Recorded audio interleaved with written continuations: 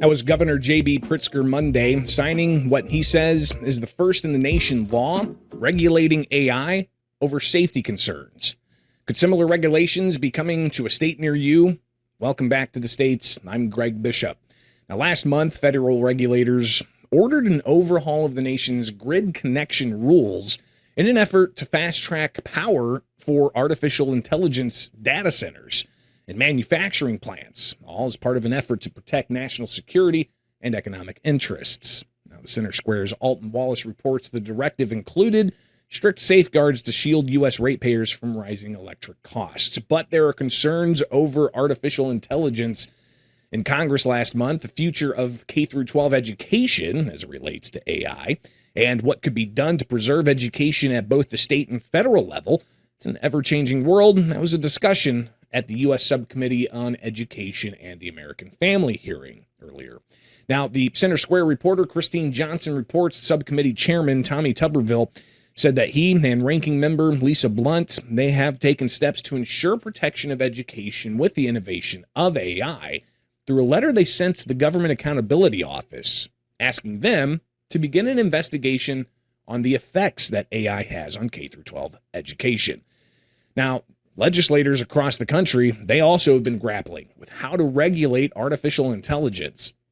The rise of increasingly intelligent and emotionally responsive AI companions.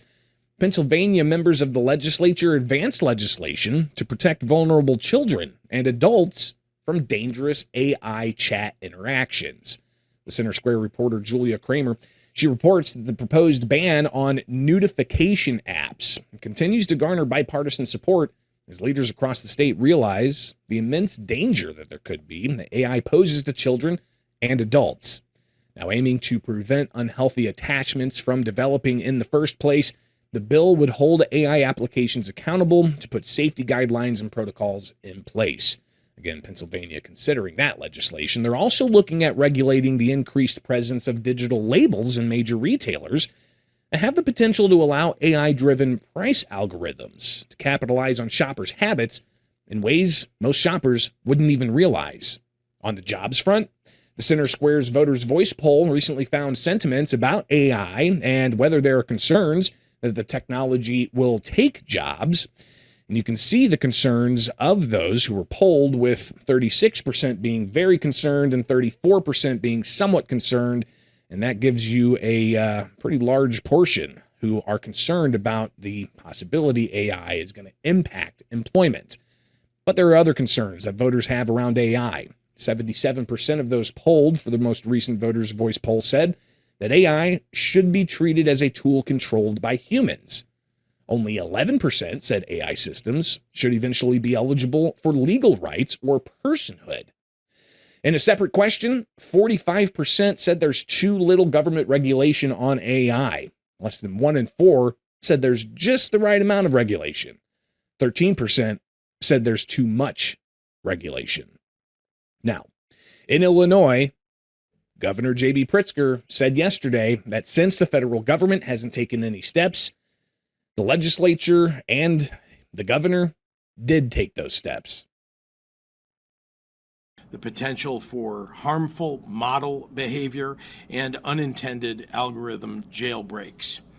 Those are serious threats to the public interest and to the future of the industry. So where the federal government has been unwilling to step up, states must venture once more unto the breach.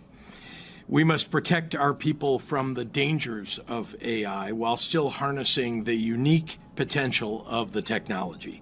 And we're doing it in Illinois with a bipartisan, first and most protective in the nation law. Now, Illinois, as well as other states, have already approved legislation impacting how AI is used in the workplace for things like hiring practices or other employment functions. But Pritzker spells out what makes Illinois' new law he signed Monday different from previous legislation regulating the use of artificial intelligence. We are requiring large AI companies to develop risk mitigation frameworks and undergo mandatory annual independent third-party audits, a first for any state AI legislation. Developers must report critical safety incidents within 72 hours or within 24 hours if the incident poses an imminent risk of death or serious physical harm. We're requiring the largest AI companies to publicly explain the risks that their systems could pose, as well as the measures that they're taking to mitigate those risks. The law provides clear protections for whistleblowers and creates confidential channels for employees to report safety risks. Now, while Pritzker said Illinois' law is leading the nation, there are few differences between Illinois' law and those of New York and California. Jeremy Kudnon, director of American Innovations Network, reiterated his long-running concern over the differences, which he said could have major impacts. He told the Center Square it's the third-party audit requirement that sets it apart, and everything else is defensible but very close to SB 53 in California was. Kudon said that was the standard that they thought going into the process Illinois would adopt and would follow and create a national standard, a standard that was growing in acceptance. So you can definitely expect discussions about the impact of regulating on AI and how Illinois' law could ripple across the country to continue. Keep an eye on that.